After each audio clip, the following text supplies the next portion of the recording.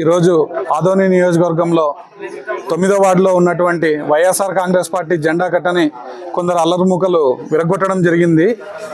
ఇది మంచి పద్ధతి కాదు. ఇది ఒక రెడ్ బుక్ రాజ్యాంగానికి స్ఫూర్తిగా నిదర్శనము. ఏ పార్టీ అయినా అధికారంలో ఉండొచ్చు, ఇతర పార్టీలను గౌరవించే సాంప్రదాయం మనందరికీ ఉండాలి.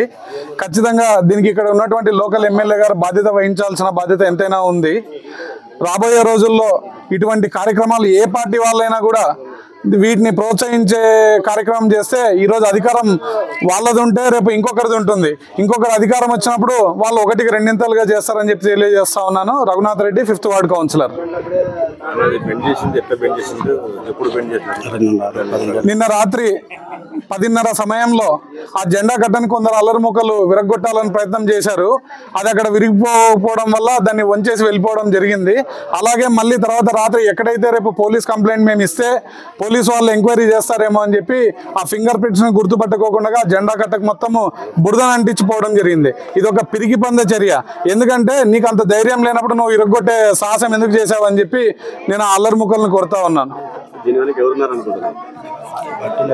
దీని వెనక ఎవరున్నారనేది పోలీసు వాళ్ళు సుమోటోగా కేసు చేపట్టి దర్యాప్తు చేయాల్సిందిగా కోరుతా ఉన్నాం. నా పేరు Raghunath Reddy, 5th ward councillor.